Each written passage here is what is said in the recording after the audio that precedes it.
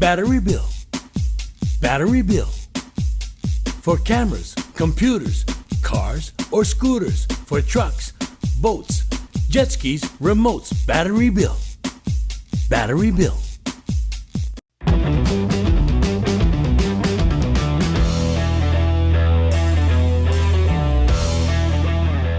All right, how's it going, everybody? It is episode 65 here on Hawaii Football Now. Jordan, Helle, Hunter Hughes back with you.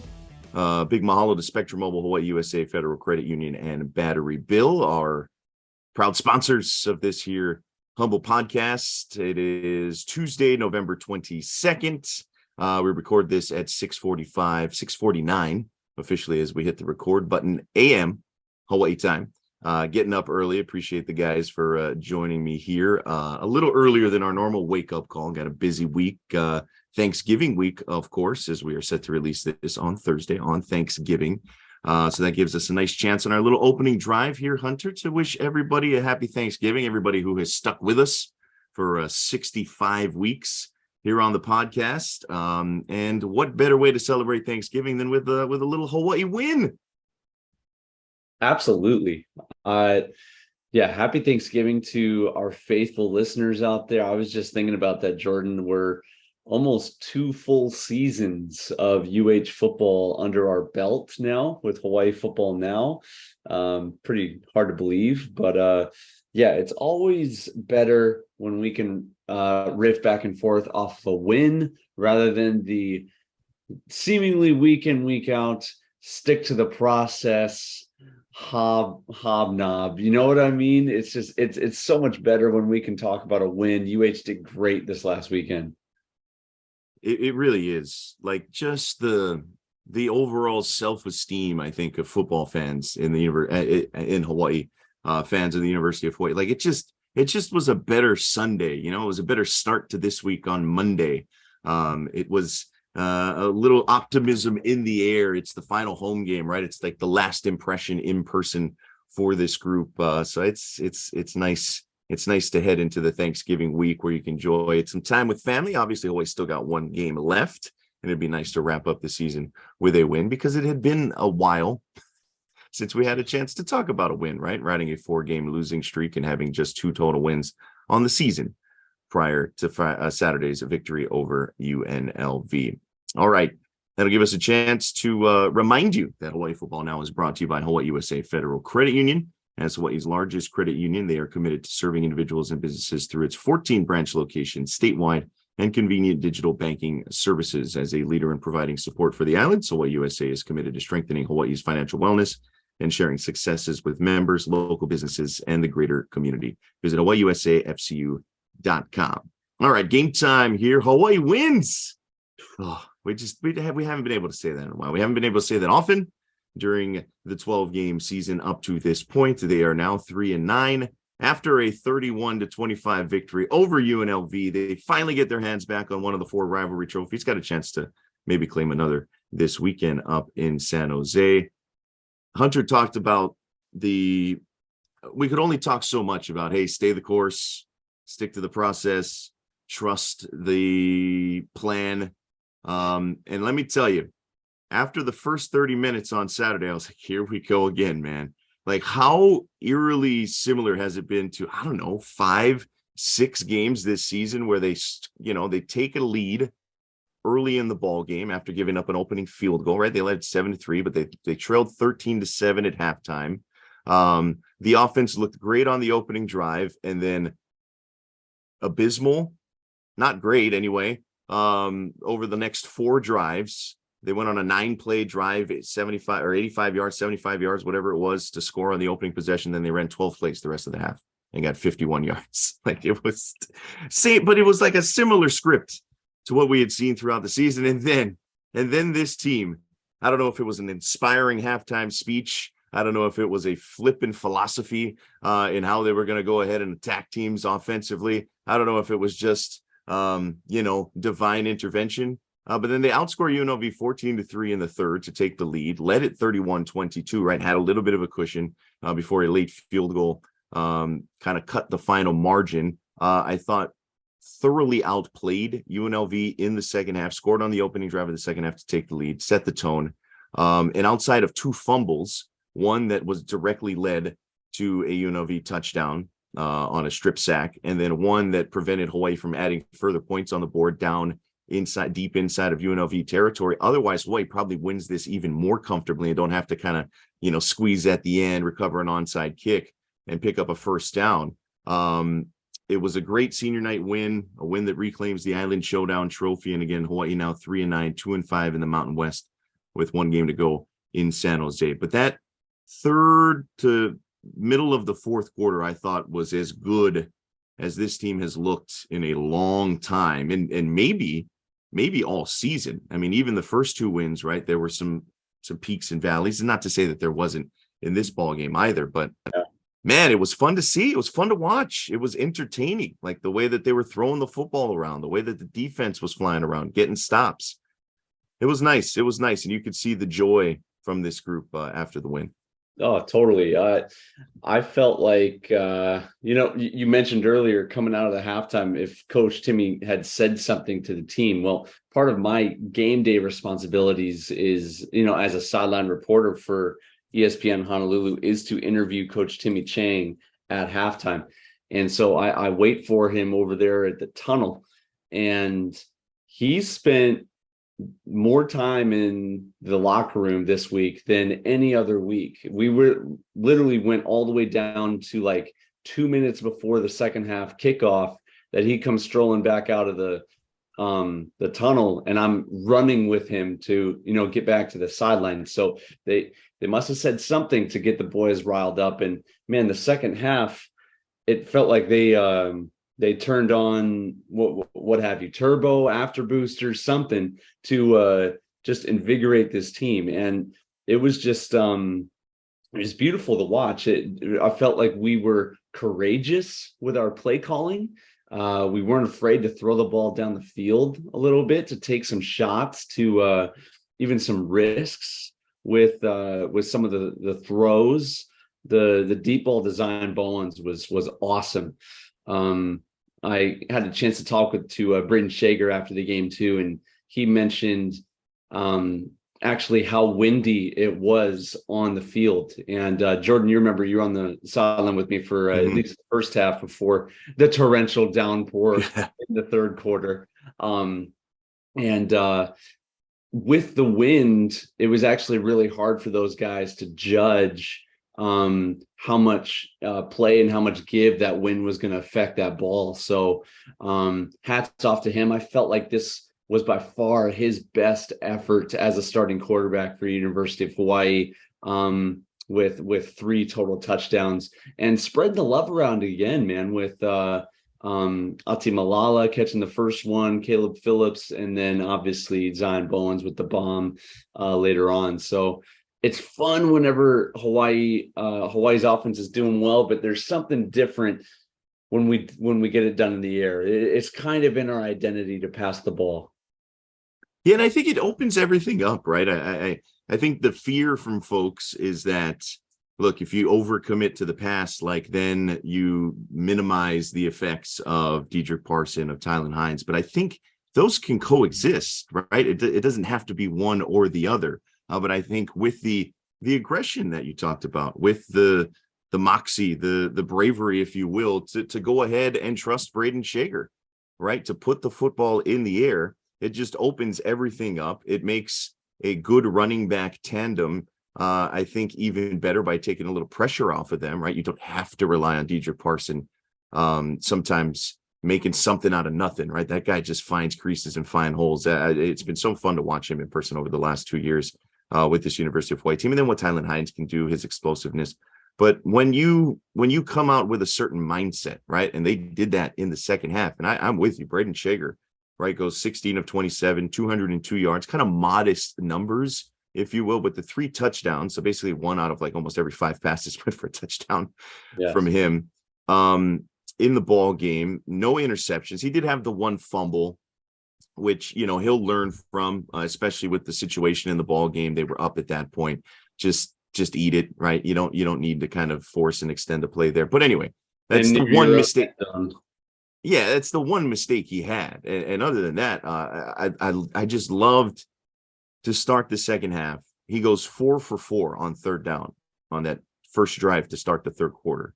Then they end up scoring on. He goes 5 for 5 to start the second half. He completed his first third down throw on the second drive as well. And so just showing what he can do when entrusted, right? And I think there have still been, I think the jury was still out for some folks with Shager, right? Okay, you see it, but is it there? Is he a guy who can consistently do it? You've seen the peaks and valleys with him as a thrower, but I just think he's been a I don't know, victim's maybe not the right word, but he has been part of the circumstance of the offense not really knowing or having a keen sense of exactly how they want to go about it, right? There's different things that have worked, but I don't know if they've really settled in on exactly what their identity wants to be. But it seemed like in that second half, it was like, hey, look, we're gonna trust them. We're gonna put the ball in the air. We're still gonna run the football. We're not gonna abandon that, but it's going to be an aggressive mentality, as you pointed out, having a little bit of trust, a little bit of confidence. We're going to push the ball downfield. And he saw it in flashes, but really in that second half, they tried to play on the front foot. They tried to keep UNLV on their heels, and I just thought it was a shift. And look, the players got to go out and execute, right? It wasn't like they didn't face third down, as we mentioned. They were 4 for 4 on third down on that opening drive. That helps. Right. You'd love to stay out of those situations and pick up chunk plays, but it wasn't the case in that situation. But it seemed different. And I don't know, is it a little bit of an overreaction, Hunter, just because they were actually able to drive down the field, or was it actually something a little bit of a shift?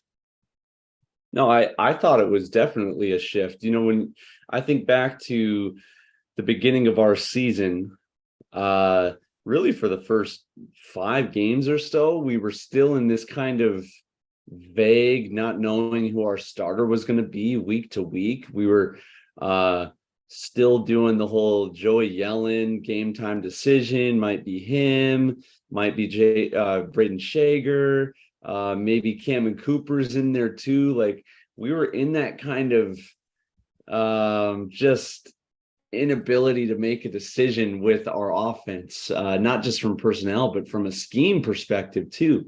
And then throw in their midseason injuries. We lose Pinoque. Zion Bowens went down at the beginning of the year. And so it was kind of a process for us as an offense to, lay brick and start to build towards what we saw this past weekend. I felt like we committed to a certain number of things and played inspiring football on the offensive side. It felt like these guys wanted to play for something. I know we'll get into this later, but it was senior night. The other goals of winning the Mountain West, making it to a bowl game, having a winning season, all 3 of those things are unfortunately off the table now. But there is love for each other, and you could see it on the field that was definitely something that these guys were playing for. So I hope that we can build off of this. I mentioned it to you on the sideline that one thing that, we talked to Coach Shoemaker before the season. He's a phenomenal football mind, great football IQ. One of his strengths, I think, is his ability to game plan for a team, because our first possession as an offense is always phenomenal. I mean, it's dialed, it's diverse, it's dynamic. And then whenever we need to make adjustments, maybe it kind of slows down, like the plane comes back onto the ground a little bit. I felt like coming out of the second half, we kind of ditched that and we're like, we're putting the pedal to the metal. Even if we lose or fail, we're going to fail greatly in an attempt to send these seniors out positively. Yeah, it just seemed like an offense that was willing to push the issue and put more pressure on the defense in different areas. And so it was fun to see defensively. They gave up some yards, right? UNLV outgained Hawaii 427 to 369. The Rebels threw for just shy of 300 yards, ran it for just shy of 140. But it was a defense that stiffened up, right? And I think kind of played the scenario or the recipe that is usually successful in modern college football. Like, give up yards, that's fine. Just don't give up points, right? And that opening drive, UNLV marched right down the field, and it was like, oh boy, uh-oh. I kind of had the feeling like, look, we'll find out kind of quickly what this matchup is going to be, how closely matched the two teams were. Remember, UNLV came in as double-digit favorites in this ball game via the Vegas line. And I was like, oh, this isn't a good open. But then down in the red zone multiple times, they stiffened in the first half. The only touchdown that they gave up came on a short field after UH was backed up, failed to convert a first down, went 3 and out and had to punt from near their own goal line. That was the only touchdown really that they gave up in the first half. And so, Logan Taylor, Meki Pay, Pene Pavihi were everywhere. Those guys all had 8+ tackles. Logan Taylor, again, double-digit tackles in every start that he's had for the University of Hawaii. Meki and a pick. That's right. And it was one of those, right? That was the only takeaway for the University of Hawaii. They actually lost a turnover battle. Hawaii had the 2 fumbles and the 1 interception on the other end for the defense. So you got outgained.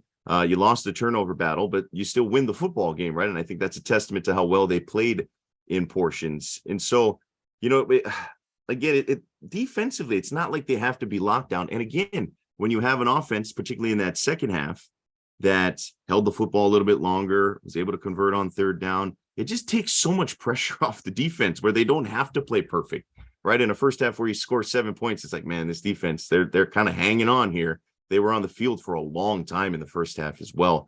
I think UNLV had almost 10 minutes more of the football. I think it was something like 8 minutes more of the football in the first half in terms of time of possession. And so then you can play a little looser. You can maybe some of the bounces go your way, like that crazy, quirky interception that bounced into the hands of Logan Taylor. And it was just kind of nice to see them play free, play fast, even if they gave up some yards. The name of the game is keep the team out of the end zone. And they did that against UNLV. Again, UNLV's points, basically field goals, a defensive score, then the one offensive touchdown in the first half.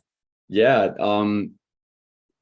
Doug Brumfield, UNLV's quarterback, is kind of like a Cam Newton, 6'5", dual threat capability, big, athletic, strong.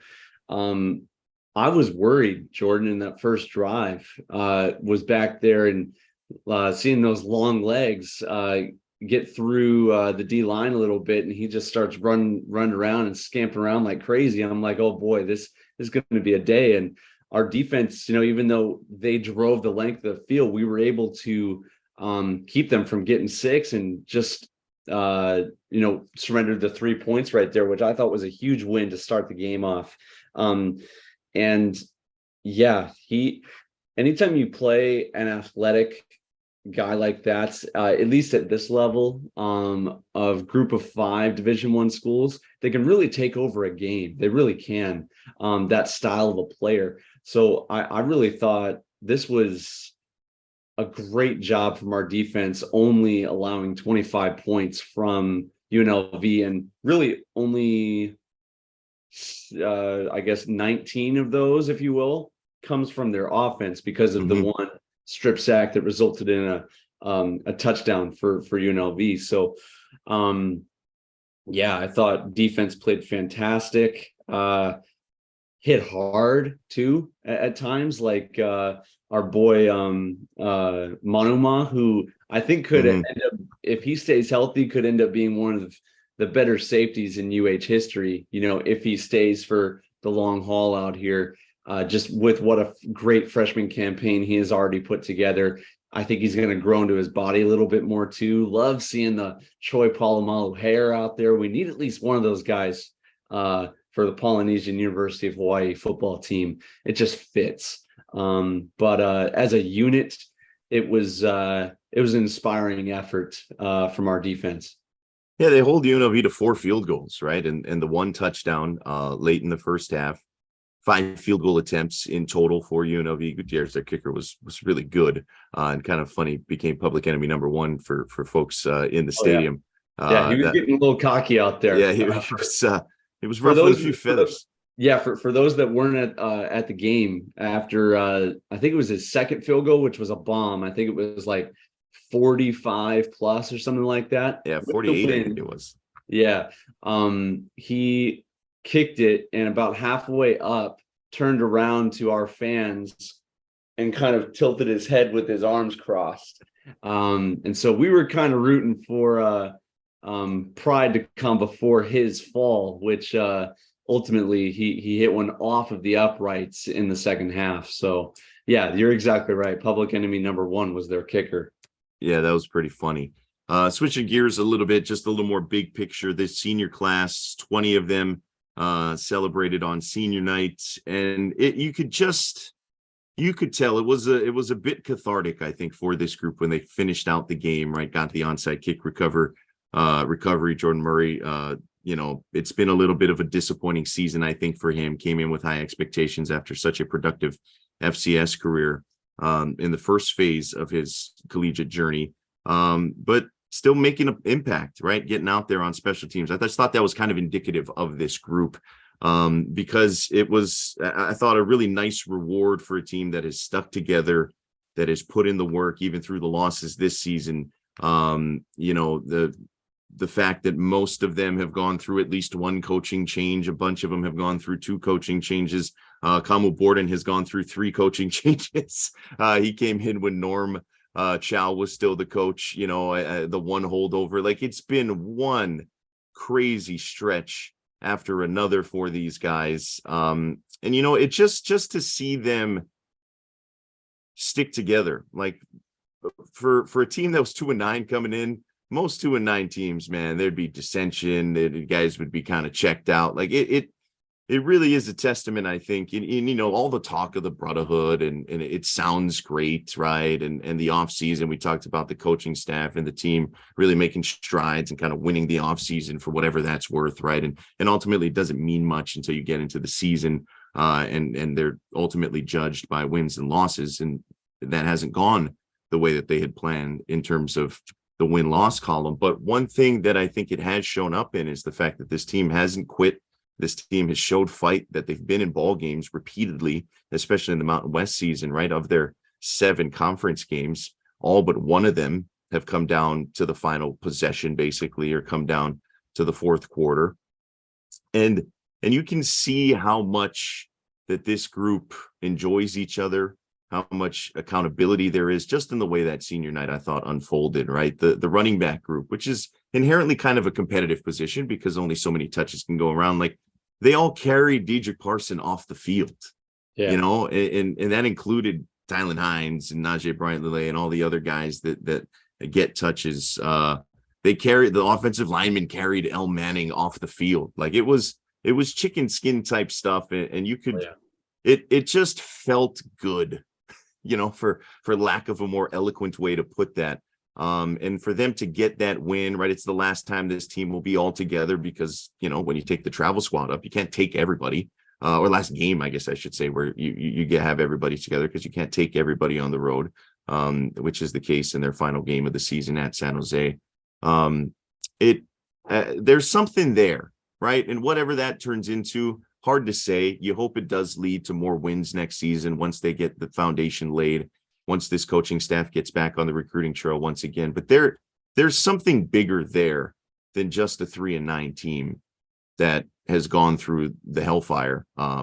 It really does seem that way when you're around the group and the way that you saw them kind of embrace each other following this win.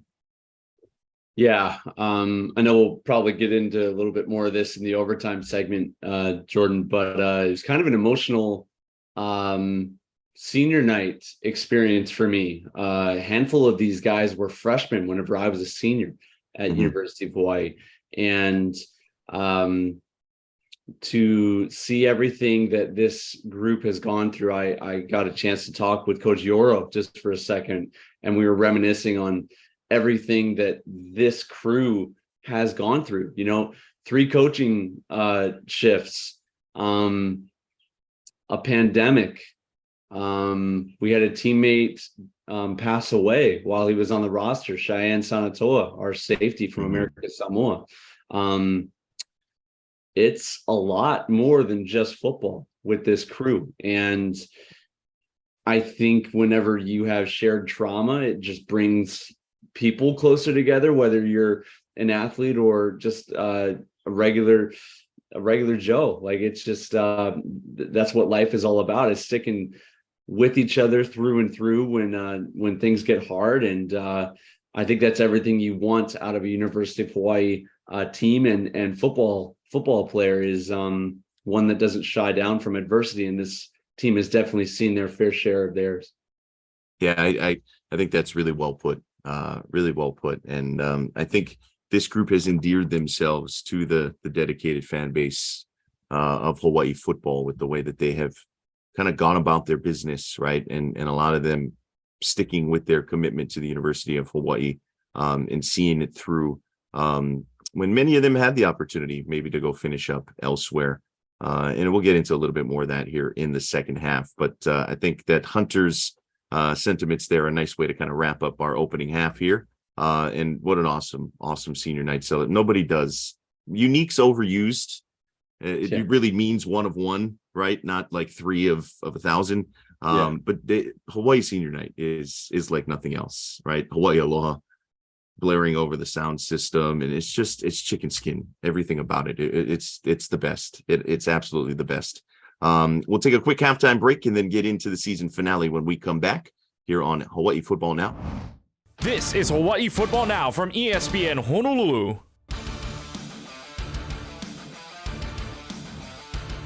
All right, second halftime here on episode 65. Season finale coming up in San Jose Saturday. It's a 10:30 a.m. Hawaii kickoff, so a little bit earlier start time here as Hawaii hits the road once again. Countdown to kickoff on ESPN Honolulu begins at 8:30, I do believe. I know Hunter was filling in on Countdown to Kickoff last week before the UNLV game. It's Spectrum pay-per-view if you want to watch that on television. The two teams meet once again for the Dick Tomey Legacy Trophy. This will be the 43rd all-time meeting, Hawaii leading the 45th all-time meeting, I should say. Hawaii leading the all-time series 22-21-1.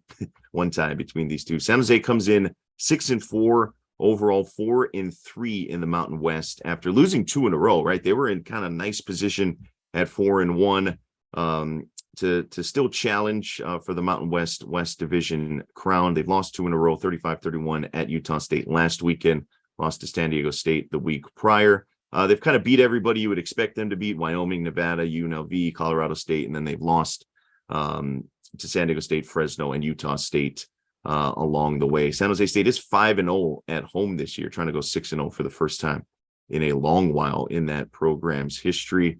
You'll be like, oh, they've only played 10 games this season. Well, he's played 12, right, in their usual 13-game schedule. Most other teams playing 12 games during the regular season. You remember the postponement of the New Mexico State game following the tragic death in a traffic accident of one of their players, Camden McWright. So San Jose State's played the last 3 or 4 weeks with a pretty heavy heart. And of course, the big storyline, right, for everybody locally is going to be the fact that it's a reunion of sorts with San Jose State quarterback, former University of Hawaii signal caller Chevan Cordeiro, who started 23 games in his University of Hawaii career, appeared in a few more of those, right, as the relief pitcher, if you will. You know, he's having an outstanding season with Brent Brennan up there in the Bay Area. 268 yards per game through the air, 60.5% completion percentage, 18 touchdowns and just 3 interceptions. He's also second on the team in rushing, to nobody's surprise. Elijah Cooks is a stud. He's his favorite target through the air. I think, I'm curious to kind of get your take on this, because I know for Chevan, it had to have been probably the hardest decision of his life to leave, right? And I think his departure really was the big domino that got everything going when it came to everything that came to light with the end of the Todd Graham era, the Senate hearing, the ultimate resignation of Todd Graham that led to the hiring of Timmy Chang. If Chevan doesn't transfer, I don't know if that happens. I really don't think, to be quite honest, that we are here in this situation. I think Todd Graham is still probably the head coach of the University of Hawaii if Cordeiro stays. And I don't think there is a whole lot of animosity from the guys that remained on the roster at the University of Hawaii. I know he is still tight with a lot of those guys that were his former teammates. I think there is a certain group of Hawaii fans that have a little ill will toward him and the other guys who transferred out at the end of the Graham era. There are folks that still believe that, hey, you make your commitment, you got to stick to it, right? If he wants to go play for another team, then, forget him, for lack of a better term. I don't fall in that camp. I think what his decision was absolutely heart-wrenching. And I do think that it'll be played up in the media, it'll be played up on social media, that is for sure. But I think really when it comes down to it, for the guys that'll be involved in the ball game, Chevan and his former teammates at the University of Hawaii, I still think there's a lot of aloha there. Like I don't think this is going to be, this isn't, Jaden DeLaura playing Washington State once again. This isn't that. And I think, it may get a little drawn out in a different light. But I think it's going to be pretty emotional for Chevan, right? To finish out the season, or at least the regular season, because they are bowl bound against the program that he grew up with. Absolutely. Before I get into like my segment here, transfers are a sticky situation. It's different for everybody. You don't know what they're going through, the reasoning behind the scenes for the decision. It's different literally for every single situation. And so I think as players, we're excited for each other whenever you get an opportunity to play somewhere else. Anytime you have success elsewhere, obviously you hope he would have that success here and he would stick it out the whole time, but you got to do what's best for you. And in this new era of college football with name, image, and likeness, which Chevan's still the only Hawaii player or with Hawaii football ties with a name, image, and likeness deal, I will say.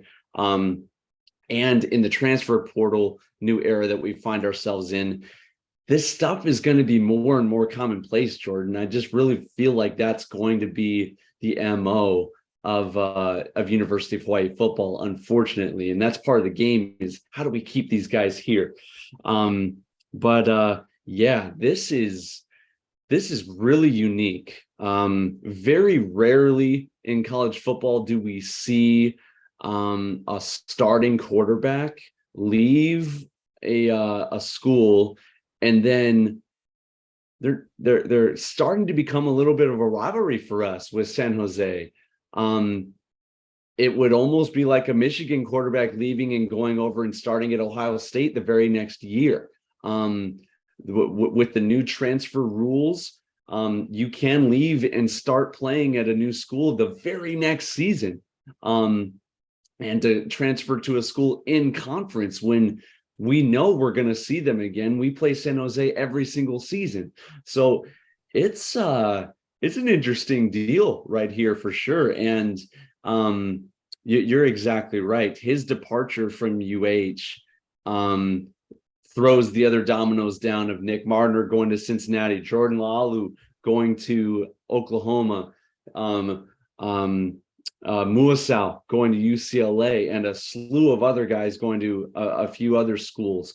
You're exactly right. He was kind of the straw that broke the camel's back of the unit that we had last year.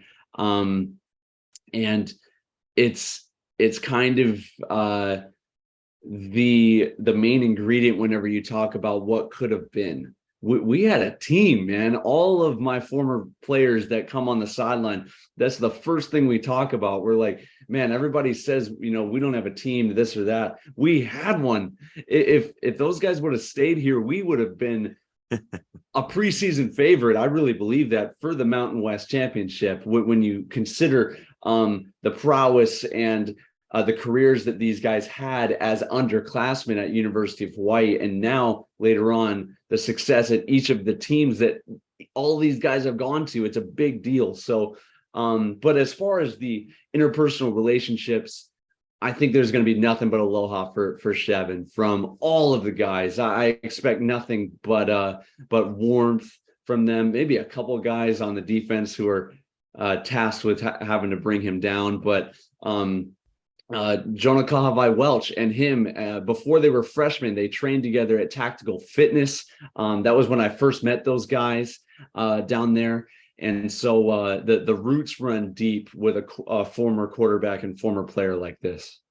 Yeah, it'll be fun. I think those guys will have some fun with it. Chevan and then the guys that remain at the University of Hawaii. But yeah, I don't think it, to be fair, some of those transfers, some of those guys entered the portal before Chevan, right? Totally. In some of but you know, I mean, you know, whether it's Jonah Laulu or Dede Hunter or any number of these other guys, Nick Mardner, even Darius Muasau to an extent. But I think, you know, what really sounded the alarm bells for folks outside the program, and I think led to the public discourse, for better or worse, is the fact that the quarterback, right? He's the face of the program. He's the local kid from St. Louis school, rose to prominence, you know, in his senior year at St. Louis, helping lead that team to a state championship, and was a big deal when he committed to stay home, right, under Rolo. And so I don't know if the Senate hearing takes place. I don't know if,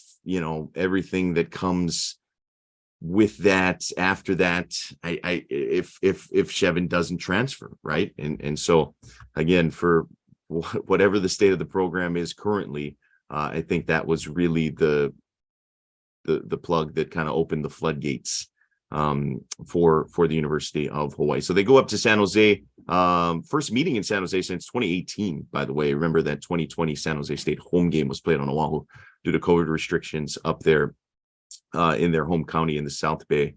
That 2018 team or 2018 game was a memorable one as well, the 5 overtime win for the University of Hawaii. San Jose State has won 2 in a row in the meetings against the University of Hawaii. They're a really kind of sound football team, even though the 6-4 record, they average about 28 points per game, give up about 21, run for 80 something, throw for about 270. Most of their production comes in the passing game. They're plus 13 in turnover margin, which leads the Mountain West and is good for 3rd in the country. Spartans only have 5 turnovers total on the season, 4 on offense, 1 on special teams, which is good for 2nd in the country behind USC, right? Caleb Williams is amazing at taking care of the football. They also get after the quarterback. They have 21 sacks in their last 4 games and are 4th in the country and 1st in the Mountain West, averaging 3.5 sacks per game, 33 total sacks in the Mountain West, which leads the conference. They've got some dudes, including Cade Hall, who leads the team with 7.5 sacks. And so I bring up those points to kind of talk about, you know, everything feels good coming off the win, but it's a tough opponent in San Jose that the University of Hawaii is going to go up and play against. Yeah, we're going to have our hands full, Jordan. We've kind of been joking, if we don't get our act together, Chevan's going to have a heyday with us. From a defensive perspective, and then offense, we're going to have our hands full keeping up with this offense and passing attack that they have right now. He, I think in my mind, is maybe the favorite to win Mountain West Offensive Player of the Year. He's right up there in that conversation. So this is not a normal San Jose team right now. I think Hawaii is absolutely going to need to be at their best to handle them this weekend. Yeah, I think without a doubt, 14.5 points. San Jose State favored by currently. Again, we record this Tuesday morning about 7:30 a.m. It's going to be an emotional game, no doubt about it, for a number of reasons. In the final game, for a number of seniors in this program, we know that there is no bowl game to find their way into at 3-9. They are trying to avoid just the 5th season in program history with 10 losses. They're going to give it their all, no doubt about it. And as part of our overtime segment, we'll spend a little more time here this week, but just kind of wanted to go down the list of the 20 seniors that were honored and recognized on senior night. You got Stephen Bernal Wendt, the offensive lineman, tight end Kamau Borden, who's played quite a bit this season after Jordan Murray was moved to wide receiver. Speaking of receivers, you got the likes of Zion Bowens, Jordan Murray, quarterback Armani Eden, offensive lineman Ra Elkington, linebacker George Hooker, offensive lineman Austin Hopp, linebacker Noah Kamanah, Leonard Lee, the safety, tackle Il Manning, defensive back Hugh Nelson, Deidre Parson, who's been outstanding since he came over from Howard, the Philadelphia running back, Panay Pavihi, Jalen Purdue, Caleb Phillips, the Stanford transfer, who has had a nice kind of second act to his career on the offensive side of the football. Blessman Ta'ala, who just doesn't miss games. John Tui Tupo, he and Ta'ala, I think, really came a long way this season in terms of shoring up that defense. You got Colby Wyatt, another guy who came over as a tight end, moved to defense, and had an impact this season, kind of off the edge. And then you got Micah Vanterpool as well as the 20th senior. 12 of the 20 seniors are either full-time or part-time starters. So there's a lot of experience that is leaving this group. El Manning, Blessman Ta'ala have been 4+ year starters, really, right? Manning starting 58 of 60 career games. Blessman, 49 career starts, playing in all 62 of his career games. I mean, not many guys have played that sheer number of contests in a University of Hawaii uniform. And those two guys will go down as two of the memorable in Hawaii history. But it's just it's a group. We talked a little bit about it in the first half that is stuck together. And I think, the leadership shown by this group through the turmoil, right, especially on that offensive line, a lot of these guys sticking together, Hop and Manning and Vanterpool, Bernal Wentz, all of those guys starting beginning of the season, right? Ra Elkington as part of that rotation at times. And so, I thought those guys really set the tone. And I think, one other thing that I wanted to point out too is, some of these guys came in as Todd Graham recruits, right? Hugh Nelson, some of these others, Caleb Phillips. And we all know how it went at the end. It's no secret. Everybody's, aware of the unceremonious, the pretty bitter separation, right? Once Todd Graham. The circus. Yeah, and so but these guys were brought in by Todd Graham, right? And so they are, for lack of a better term, Graham guys, right? And they could have easily, resisted the change. They could have easily, dissented to the way that things played out. They could have easily, not bought in. But they did, and those guys did, and they found success, and they've played well, and they've worked themselves into the fabric of this, reinvented brotherhood identity that is the University of Hawaii. And I think for guys like that, right, guys that came in under a previous coaching staff, it's always tough to win them over, but I think Timmy Chang and his staff have done a good job of doing that, especially with the radioactive nature of the previous departure, right? So I think those guys deserve a lot of credit. I think guys like Kamu Borden, who have stuck through 4 head coaches, guys like Il Manning, who have helped shepherd this program through multiple coaching changes, right?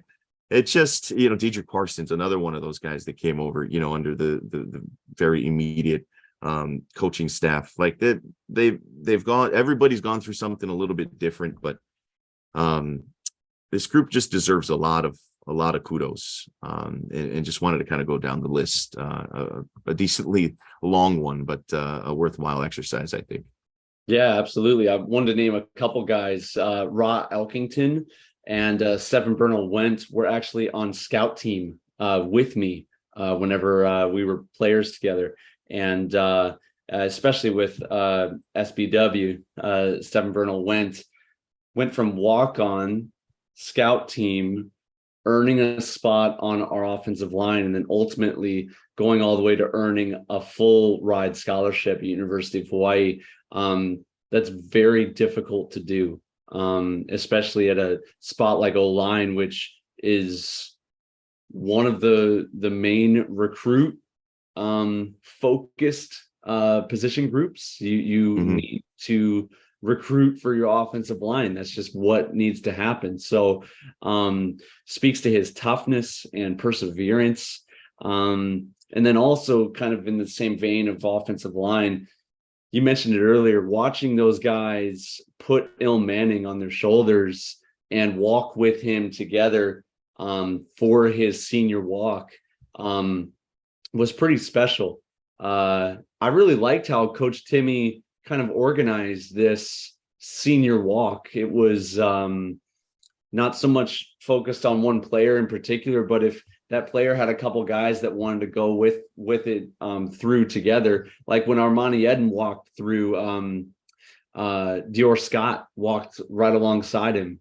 It's that was pretty cool to see that it wasn't just one guy and then they wait for the hugs and people are clapping. It was a very warm and a lot of aloha and a lot of mana in that experience, man. You're exactly right. I had chicken skin the whole time. So very, very cool way to send those guys out well. Yeah, the underclassmen did like a ha'a for the seniors at one point. Like you're right. There was a lot of warmth. I thought it felt kind of very organic, very family, right? And I agree with you. I love the way that they kind of set it up and went about things. It was really cool. All right. We'll be back with you after next week's game at San Jose. Hopefully, perhaps maybe another win to close out the season. That'd be pretty nice to talk about. But regardless, Hunter and I will be back with you. Episode 66 next week, man. We're racking these things up. As you said, we'll basically be through 2 full seasons here on the pod. Any final thoughts, Hunter, before we head on out of here? Man, Jordan, I hope that our Bears quarterback doesn't just shoot himself in the foot with playing his heart out. Poor guy. We're of course talking about Justin Fields, my other Bears fan across the way over on Maui, Jordan Helle. We don't have a team, but we have one heck of a quarterback who has a fighting competitive spirit all the way to getting himself hurt this last weekend. And it would be just like the Chicago Bears to not build around him and let him just put his career in the drain with playing too hard and end up getting career-endingly hurt. So I want him to stay healthy and stay patient for them to build around him. That's my final thought. Yeah, just get the man some help. Get him some help. Build the roster out. That'd be nice. It would be beneficial to his health as well, so he doesn't have to do everything, literally everything on offense. All right, that'll do it for us. We'll be back next week. Enjoy the game this weekend, everybody. Again, 10:30 kickoff, earlier start. We'll have all of the coverage for you here on ESPN Honolulu with countdown to kickoff starting at 8:30 on your airwaves, on the app, on whatever you listen to the station on. The guys will have you covered there. That'll do it for us. Big thanks to Jaron, producing once again, keeping this thing going. Big thanks to you, Hunter, and everybody for listening in as well. And mahalo to Spectrum Mobile, Hawaii USA Federal Credit Union, and Battery Bill. We'll see you next week, everybody. Have a great Thanksgiving. Eat up.